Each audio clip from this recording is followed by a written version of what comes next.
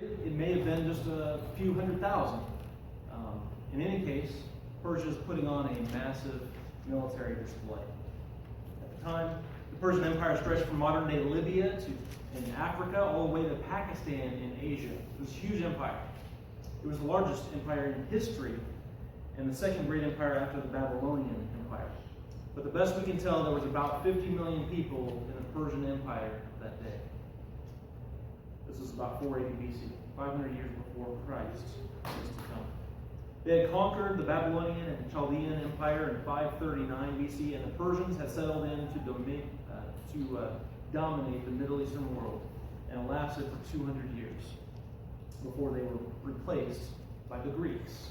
And the entire reason the Bible is written in Greek is because the Greeks, and Alexander the Great, took over and expanded his empire, and that's why we have the New Testament written in Greek to this very day. The main character in this story, in Esther, though, is not Esther, and it's not some of the other characters. The main character is God, although God is never mentioned. The other characters are King Ahasuerus, Haman, Mordecai, and Esther. King Ahasuerus, otherwise called King Xerxes, has been celebrating victories, and he's now in search of a queen. He's been celebrating, in fact, in the previous chapters, 6 months. Can you imagine a 6-month party or celebration by the president for going on for 6 months? It was quite an extravagant ordeal. But now he's coming back from trying to take over the Greeks in his failed attempt, and now he's trying to find something else to do. And his previous wife is no longer allowed to come to him, so he's got to find, and being suggested that he ought to find a new queen. So in chapter 2, he found a woman of character named Esther. He loved her.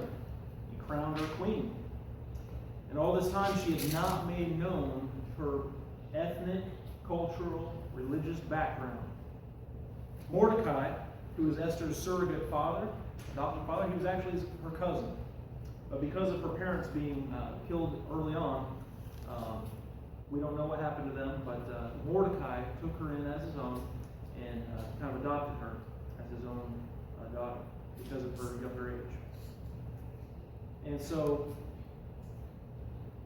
Mordecai does not get invited to the king's court, but finds himself hanging out at the king's gate.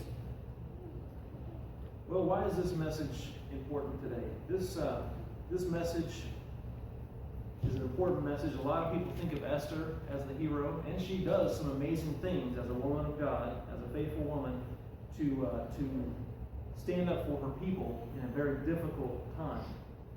But, you know, we all have moments in our faith where our faith is challenged. I don't care how old you are, how young you are, you're going to have your faith challenged. You're going to have a crisis of faith at some point that you're going to have to make a decision on. We all have times where our faith is either activated or changed, circumstances change, somebody challenges your faith, and you may seem like God is simply remaining silent in your situation while you endure persecution, deception, mistreatment by others. Or maybe you've had someone promoted over you that seems to have it out for you. There's that better. But maybe you've had someone else just had it out for you. Well, rest assured, God may be doing something through you in your situation. Well, what do we do when God feels distant? What do? Do you give up? Do you walk away? Do you think that God's just given up on you? Or when God seems silent, do you silently endure? Do you revolt in rebellion until you find a quick fix to just entertain you until the next thing? Well, long before Hitler tried to annihilate the Jews, it was attempted by a man named Haman in our story. However, God had a chosen vessel in Mordecai and Esther, had him at the right place at the right time to help defeat this wicked man, Haman. See, Haman was, in fact, in the previous chapter, he was just promoted to that position because of somebody else that had it out for the king. Someone was trying to kill the king, and in fact, Mordecai, Esther's cousin, caretaker, surrogate father, heard about while he was standing at the gates. And so he had Esther communicate that they were attempting to assassinate the king. And basically, he saved the king's life by communicating this back through Esther. But it's also in the king's law that that man that that does a good deed like that should be rewarded. And we'll come back to that later on. But Mordecai was never rewarded for that until later, much later. Until his whole people are in peril. But the first thing we see in this chapter, in fact, let's go ahead and pray and we'll read it. Okay? So Father God, I do pray that you will speak to us today some deep truth that we can get from the story of Esther and Mordecai, and how you weaved into this story yourself and your salvation. Lord, you're doing something through us. You're weaving your story and your salvation through each one of us today. And so, Lord, as we see Esther, I pray that we would see ourselves in this story. What would we do? Have we stood against evil like Esther? Or have we yet to stand against evil like this? So, Lord, I pray that you give us courage like her, and Lord, that you help us to be encouraged by the words preached today. Lord, thank you for your word, and Lord, may it give us the sanctification and the life we need. In Jesus' name I pray. So we see in this story, let's go ahead and read it. Chapter 3 is what I want to read right now. So, in chapter 3, verse 1, it says, "After these things did King Ahasuerus," I'm going to have trouble pronouncing that. I might just call him Xerxes, "promote Haman, the son of Hamida, the Agagite, and advanced him and set his seat above all the princes that were with him. And all the king's servants that were in the king's gates bowed and reverenced Haman, for the king had so commanded concerning him. But Mordecai bowed not, nor did he reverence him. The king's servants which were in the king's gate said unto Mordecai, Why transgressest thou the king's commandment? Now it came to pass, when they spake daily unto him, and he hearkened not unto them, that they told Haman to see whether Mordecai's matters would stand, for he had told them that he was a Jew. And when Haman saw that Mordecai bowed not, nor did reverence him, then was Haman full of wrath. And he thought scorn to lay hands on Mordecai alone, for they had shewed him the people of Mordecai. Wherefore Haman sought to destroy all the Jews that were throughout the whole kingdom of Xerxes, even the people of Mordecai."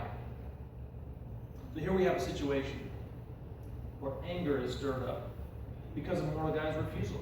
Now, on one hand, you could blame Mordecai. Mordecai probably does blame himself for bringing this kind of hatred.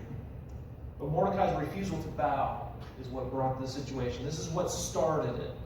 And it had to do with his faith. He wasn't going to bow down to somebody who didn't deserve. And bowing in that time was a sign of respect. He wasn't going to bow. It's kind of like refusing a handshake. Can you imagine somebody reaches out their hand to give you a handshake and the other person just refuses? That person's going to catch your eye and your attention. They're going to stir you up. Like, why won't they shake my hand? And this is kind of a similar situation. Mordecai's refusal to bow to Haman in this situation stirred Haman up to anger.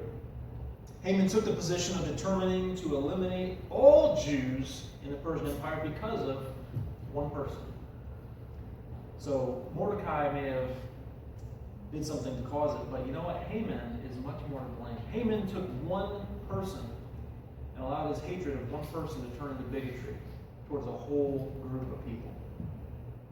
Let me ask you something. When somebody's got it out for you, how do you respond? When somebody's causing you to be angry, what's really going on there? And how can we refuse to let our hate turn to, or our disturbance turn into hate? You know, we all get angry about things from time to time. There's things that don't go our way. You know, the inner child in us throws a temper tantrum sometimes. When that child doesn't get a cookie out of the cookie jar like they want right now, they start throwing a fit. And we all have that inner child, and we react when things don't go the way we want them to. We may have learned to cool and temper ourselves over the years, but there's still that inner desire to have your way. Am I wrong? That's why Paul, I think, talks about dying to self daily. We have to die to self. Well, Haman didn't have that. He didn't have that kind of wisdom. Haman was out to prove something. Haman was out to prove, okay, you don't want to bow down to me? I'm going to one-up you, and I'm going to get rid of all of you. And so he was a grandiose guy. He just got promoted. He must be thinking pretty highly of himself. And he sets out in his heart. That's where it starts, in the heart. In his hatred and anger to get rid of all of them. Well, I want to bring one thing up. Why was Mordecai always at the city gate? Why was he hanging out there? You know, Proverbs 31, talking about the godly woman. But there's a reference to city gates there. He says, her husband is known in the gates when he sitteth among the elders of the land. You know, Mordecai probably was familiar with scriptures. He probably understood the God of Abraham. He probably understood the faith that's necessary to be called a Jew. So he had some faith. He was probably in the city gates based on the scriptures' admonition to be involved in city government. Well, Haman's hatred found opportunity. And here we are in verse 7. He found the opportunity to persuade the king. And here's where we're going to pick it up. Verse 7 says, in the first month, that is the month of Nisan, in the 12th year, the king Xerxes, they cast pur, that is the lots, before Haman from day to day and from month to month to the 12th month, that is the month Adair. And Haman said unto King Xerxes, there is a certain people scattered abroad and dispersed among the people in all the provinces of thy kingdom, and their laws are diverse from all people, neither keep they the king's laws, therefore it is not for the king's profit to suffer them. He says in verse 9, if it please the king, let it be written that they may be destroyed, and I will pay 10,000 talents of silver to the hands of those that have the charge of the business, to bring it into the king's treasuries. He was going to finance this job himself. And the king took his ring from his hand and gave it to Haman, the son of Hammedatha, the Agagite, the Jews' enemy. And the king said unto Haman, the silver is given to thee, the people also to do with them as seemed good to thee. So here we have a situation where Haman makes the proposition to the king. The king says, okay, not only that, but here's my ring. And a ring in that day was also the king's seal. There was the seal of the king on there, so anything that he pressed into wax on an envelope, you know, that was the king's seal, the approval that that was actually a legitimate message. So Haman was given a lot of freedom. He could definitely abuse that freedom to do whatever he wanted. And anyway, that's what happened. Haman set out to deceive and to get rid of all the Jews. So here we have a situation, verse 7. They're casting lots to determine the right time to go to the king. Haman deceived the king into thinking that the Jews deserved to be destroyed because they weren't obeying the same laws and whatever else he might have said on that. And he said there would be money as a result. He would pay to have this done, a lot of silver. And he also accused them of not keeping the king's laws. Well, the king not only approved it, but he financed the deal, not knowing that his queen was a Jew. Well, and then verse 12, we have a devilish proclamation. Verse 12. Then were the king's scribes called on the 13th day of the first month. So this is, imagine it being like January 13th. First day of the first month of the year, and the 13th day. And there was written according to all that Haman had commanded unto the king's lieutenants and to the governors that were over every province, and to the rulers of every people of every province according to the writing thereof, and to every people after their language. Now remember, that empire stretched from Pakistan all the way to Libya. Israel was included that. Israel was not excluded. So guess what? This was Satan's attempt to exterminate all Jews, all of Israel, and the future Messiah. You know, the Messiah was still yet to come, and it was promised through Abraham, it was promised to David, and he hasn't come yet. They were in exile. The Jews, at this time, Israel was in exile in Babylon, and that's why the Jews were scattered here at this time. In 500 BC, some of the Jews were going back to rebuild the temple. You read Nehemiah and Ezra, and they're rebuilding the temple. But guess what? They're not even safe. God put this person, Esther and Mordecai, in the king's palace, for this special purpose.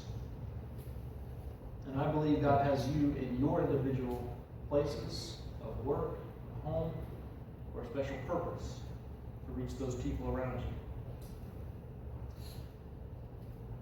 So what was happening, let me keep reading here and then we'll talk about it. So where was that? Verse 12. In the name of the king was written and sealed with the king's ring. So you see what he did there. Verse 13, it says, and the letters were sent by post into all the king's provinces to destroy, to kill, and to cause to perish all Jews, both young and old, little children and women, no mercy. Killing everybody in one day. Even upon the 13th day of the 12th month. So they're giving them a lot of notice here. So January 13th, they're signing these documents, and it is until December 13th, I'm using today's calendar just to give you a point of reference. But December 13th, they're saying that in one day, all the Jews are going to be killed, slaughtered, and it doesn't matter if they're a baby, child, woman, they're all going to die. And that's got the king's seal on it. It's approved. And to take the spoil of them for a prey. So guess what? Whoever you kill, you get to get all the money too. Isn't that a deal? How evil. Theft is what's going on. Well, in verse 14 he continues, he says, the copy of the writing for a commandment to be given in every province was published unto all people, that they should be ready against that day. The post went out, being hastened by the king's commandment, and the decree was given in Shushan, the palace. And the king and Haman sat down to drink, but the city Shushan was perplexed. Now some of your Bibles might say Susa. Shushan is the proper Hebrew pronunciation. That's actually what it's pronounced in the KJV and the Hebrew tongue. Shushan. But Susa is in the Mediterranean. It's right where the Tigris and the Euphrates meet, right there in near Kuwait, where Kuwait would be. In the Persian Gulf. So it's right there in the middle of the Middle East. You can see it on an old map. And that's where the headquarters of their empire was. And that's where they signed it, and that's where they sent all these letters from to the ends of the empire. So all the way to Libya and Africa, all the way to Asia, where modern-day Pakistan is. I mean, they went all over. This was the biggest empire ever. And all the Jews are about to be exterminated. What do you do? Say that Congress or somebody passes a law that says all Christians are going to die at a certain day. I'd be buying a plane ticket out of here. But what if somebody, was raised up for such a purpose to be in the White House, to plead with the king, plead with the president or whoever, that this wouldn't happen? That's kind of what's going on here, is that all of God's people are being persecuted, and unbeknownst to him, his very wife is a Jew, his queen. What would you do? They had 12 months to have this complete, actually 11 months, and it was reported everywhere, and Jews put on sackcloth and ashes. Now, sackcloth is something that's really rough material, and it's something that they put on to denote that they're fasting. When you fast, if you don't know what that term is, it just means you're going without food for a spiritual purpose. Going without food. You're refusing food in hopes that God will hear you. Okay? You're going without food in hopes that your prayer might be answered. Anybody needed something really answered? That's what they would have done. They would have put on sackcloth and ashes. And they would have sought God. Now, prayer wasn't answered, mentioned in this particular passage, but throughout the Old Testament, whenever you have fasting, there's almost always prayer associated with it. And that's what it is. If you're not praying when you're fasting, you're just starving yourself. So how would you react if you found out that it was put into law that all Baptists be put to death by December 13th? Might find yourself in a non-denominational church? Well, I'm just trying to give you a context here. What would you do today? Because in the end times, we are going to be persecuted. The Word of God is going to be persecuted. We are going to be threatened with death. That is the eventual outcome of the spiritual battle, the spiritual reality that we have to face. Until Jesus comes back, we will be at war. Satan will be at war with the saints of God. And put it another way, what if, maybe not Christians, say there was a decree put out that all Muslims should be put to death in the United States? How would you react? I might ask the question, well, what are Baptists next? I mean, because we're kind of out there on the fringe, I don't know. We should also speak up for anybody that's being put to death through bigotry and hatred like this. It shouldn't be just our own. We should be defending if somebody's being outright exterminated, anybody like that. So whether it's an abortion issue or it's an extermination issue, we need to be speaking up. But this is why the whole cities were in an uproar, because they were confused. Like, what is going on? What is the king doing here?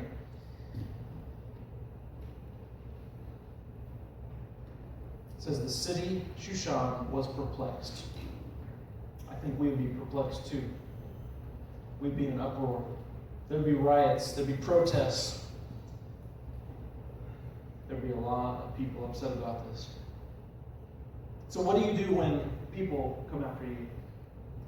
Maybe in your workplace, maybe in your neighborhood, maybe it's not, as far as the death penalty, maybe it's not as far as to kill you, but maybe it's in little things. Maybe a neighbor comes over and says, hey, why do you let your dog do that thing in my yard? And then they falsely accuse you of something that you didn't do, and it goes back and forth. You got neighbor wars going on now. And then Halloween comes up, your trees get TP'd, and you think you know who did it. Do you really? We don't. There's bad things that happen to us, and we don't always know. But maybe somebody does have it out for you. How do you resolve that? Families have conflict. We have conflict. How do you resolve? How do you put those fires out? Sometimes anger is really just a sign of something else going on underneath. When I get angry, it's usually not just because I'm pure angry. It's usually because underneath the surface, I have to think about it myself, there's something else. I'm in fear of losing something. I'm in fear of, or maybe I'm insecure about something, or any number of other emotions that could be under the surface. There's something that's not being met, some sort of, attachment, they call it, deprivation. Haman was in a pretty high position. He overreacted pretty strongly. What an example for us. We can point fingers so easily at him. Of course he's evil, but what about little things?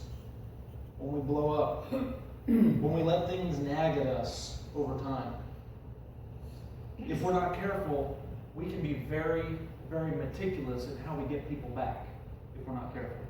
We can be very, very meticulous in the things that we do to try to fix the other person, to meet our justice. When we take justice into our own hands, we might be acting more like Haman. Well, I want to dive into chapter 4 as well, because this is the situation.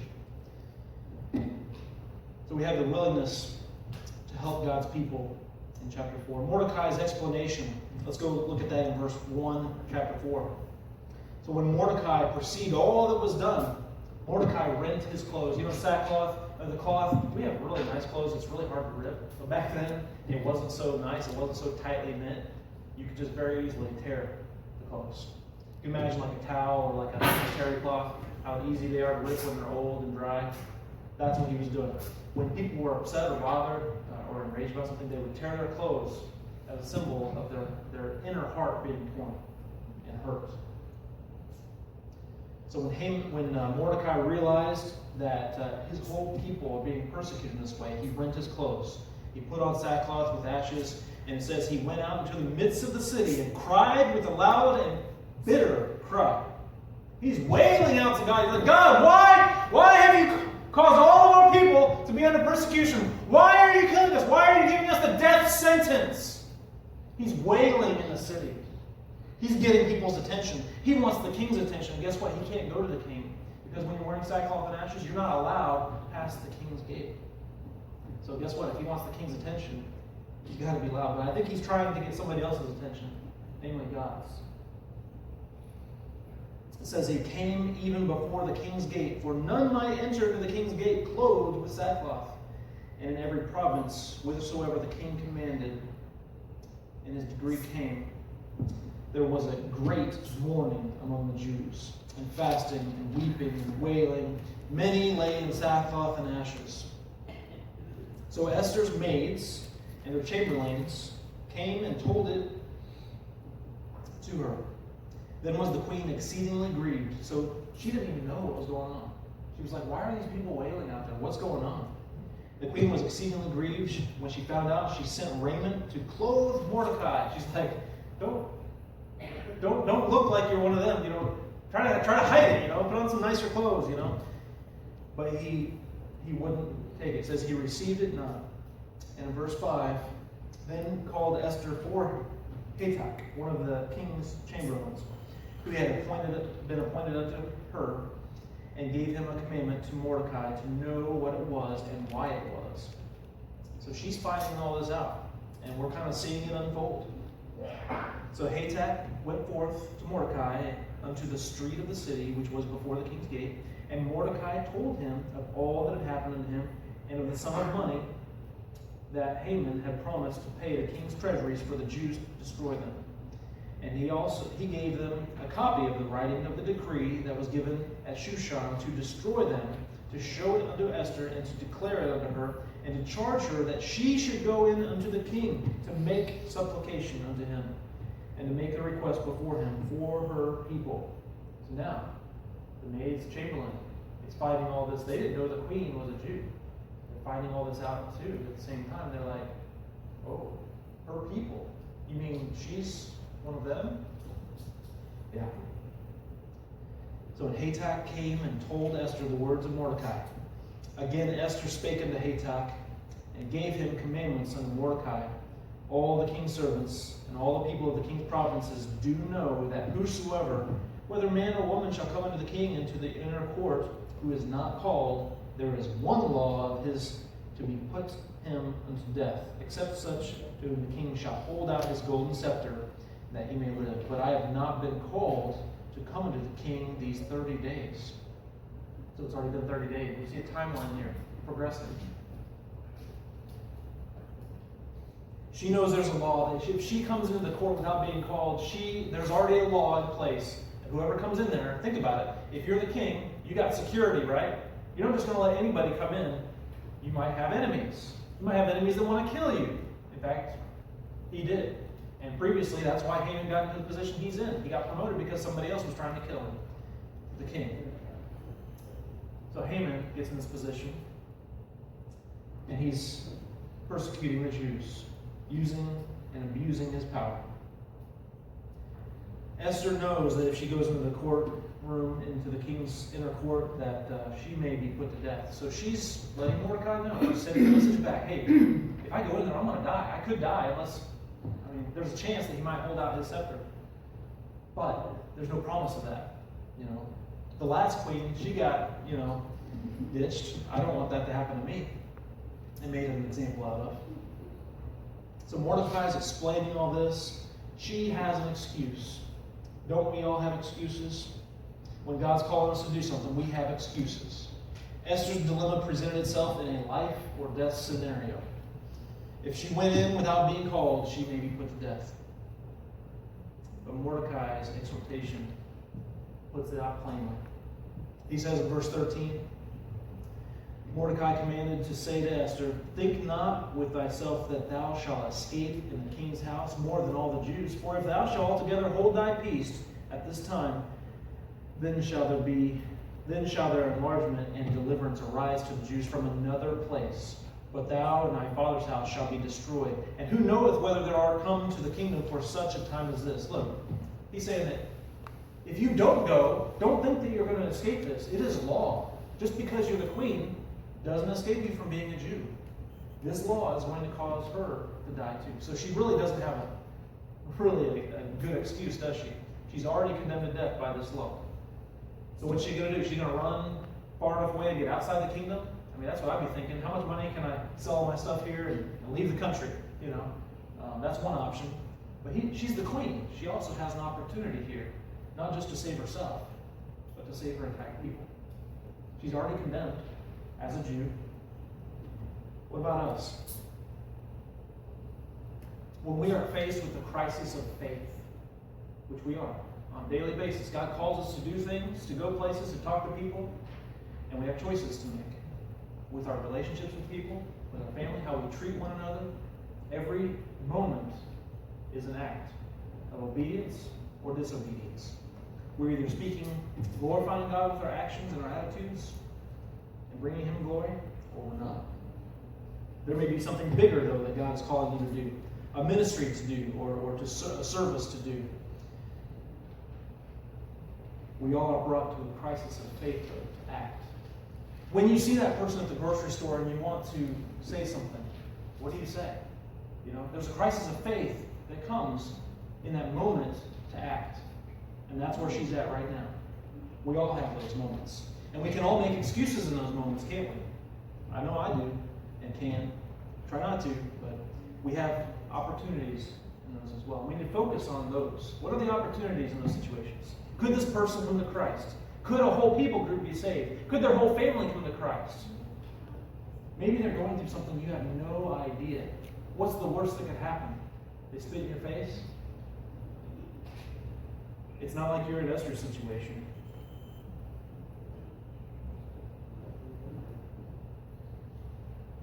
He says, "For if you hold your peace at this time, then there shall be an enlargement and deliverance arise to the Jews from another place." You know what that means? He has a lot of faith in this statement he just made. He's saying deliverance will come from another place possibly, but maybe you're here for such a time as this. He believed God. He believed that God was going to deliver the Jews. He didn't believe the Jews were going to be exterminated. He believed that God was going to send somebody to deliver them because he knew the promises of God, whether it's from Abraham, the promises that God made to Abraham. God is not a liar that he's going to break his promise. And so what God said to Abraham, Isaac, David, Moses, all those promises are culminating to a point where if the entire Jewish population are eliminated, the Messiah couldn't come. Isn't that what Satan wants? He wanted to eliminate the Messiah before he ever could come here. And so throughout history, Satan's been on the attack, trying to attack God's people. And Mordecai knows that God is going to send a deliverer. It may not be Esther. It may not be you. God could send another. But wouldn't you like to be the one that God uses? Wouldn't you like to be the one that is used in our lifetime? God could send another. He doesn't have to use you. If you refuse to be used by God, God can send another. And he does, and he will. But God always sends somebody to speak for those who can't. God will send somebody. And so if you refuse, he will choose another. What I want you to do is think about how God is calling you. And don't let that pass on to somebody else, because there's a blessing that goes with that too. When you're used of God, you will be blessed. And I think you'll see here that Esther is being used powerfully. Now, I'm not going to get to all the other things that God is doing, and we'll get to that next week, perhaps.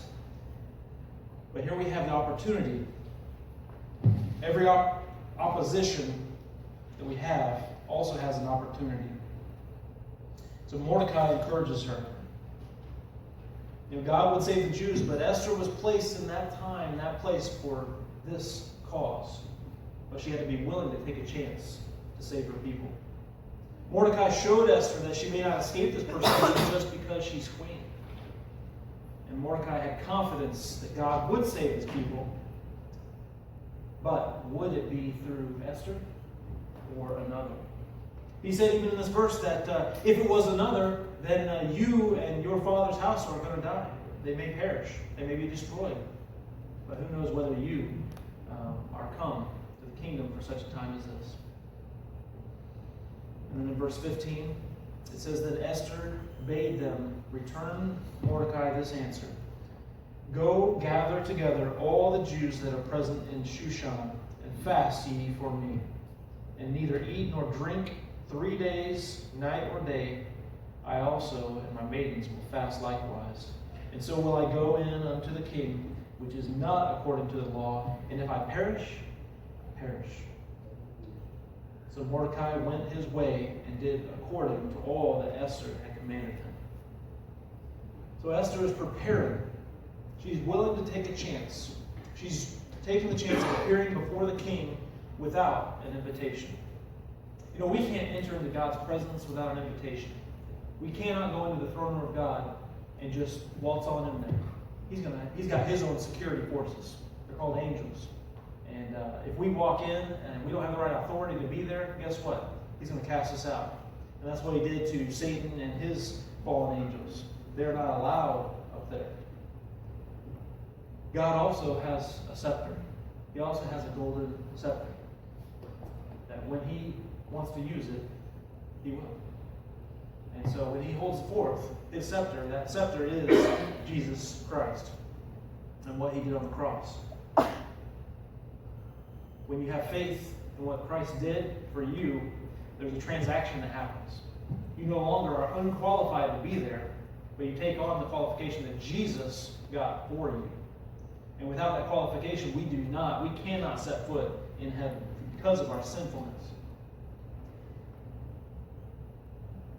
Mordecai had confidence that God would save their people, but he proposed to Esther, could it be that God would use and has even raised her up for this very purpose?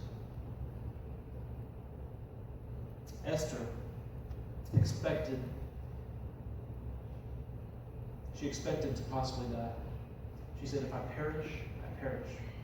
She would rather go and intercede on behalf of her people than to just die quietly without a fighting chance. She wanted to go in there and give it a shot. If the king extended his golden scepter, she would live. And if he did not extend the scepter, she would die. So we all have a crisis of faith that we come to. We have to make a decision. What are you going to do with that opportunity? There are going to be people that hate you. There are going to be people that have it out for you. We're living in a culture that's counter to the Christian life. We're different. We're supposed to be salt and light, Christ says. And if salt loses its flavor, what good is it? A Christian's supposed to be different. And you're supposed to be a light. You don't set a light under a bushel and be covered up. No. You want to put it up high. Look at all the lights here. We don't put any lights on the floor, do we? Light has to be lifted up. And only if it's lifted up can it illuminate the whole room. We need to be that light. We need to be not hidden. Esther was lifted up to such a high position so that she could have the voice that she had. Now Mordecai, it's funny too though, isn't it, that she got put in that position and all the while Mordecai is saying, don't tell him that you're a Jew. Don't tell him of your heritage. It was as if God was waiting just for the right moment to reveal that. And then she was being used for that purpose. Who knows what God may be doing with you in your crisis. So when you're faced with a crisis of faith, will you hope that you can hide and maintain the norm? You want to just maintain the status quo and just get by? Or will you courageously face the storm? Do you know that where you're placed is for a reason? I want you to know this, that the very act of not choosing is a choice. When we don't choose, that's a choice. It may be disobedience. I don't know the situation that you're wrestling with or thinking about, but not choosing is a choice. And maintaining the status quo, I don't think God ever just wants us to maintain the status quo. Well, if we just keep things the way they are and have been for the last 50 years, we'll just keep this thing going and it'll keep going. No. God's doing something new. He's not a God of just maintaining the status quo. Yes, we need to maintain some traditions that according to the biblical standard, but guess what? People are changing. Our culture's changing. Sometimes if I walk up to a house in a suit and tie, I'm not going to be received as well as if I'm dressed in a t-shirt and jeans. Things are changing. So we need to be thinking, how can I best reach my neighbor for Christ? Maybe we do need to up the bar. Maybe there's some business owners that are neighbors of yours that they won't receive Christ unless you're wearing a suit and tie. It goes both ways. But God always requires faith. You can't just do things from a worldly perspective and think it's going to be successful. Sure, you can just run the numbers and do what everybody else is doing. But I think what honors God most is when you're at the crisis of faith and you implement what God's given you. He's given you the Holy Spirit. He's empowered you to do what He's called you to do. You just need to have faith and walk forward. Walk through that door. Whatever that door is, don't think too much about it if you're having doubts. Just have faith and go through that door. What is that door for you? What's holding you back? God requires faith. You cannot please God without faith. So, I'm going to hold off there, and maybe next week in Church in the Park, we'll pick it up in Esther chapter 5 and see what she does as she has a banquet for the king, as we have our banquet in the park. So would you stand as we got a worship team, I don't know if we have a special or not, but, okay. We got a special, so as worship team's coming up, as they're playing, would you consider what does God have for you? And would you pray about it? Would you ask God to give you the courage? Ask God to give you the strength? Whatever it is you need to accomplish what He's called you to do, He will give you everything you need. Sometimes we need less than we think. Sometimes we need less. So, you pray with me and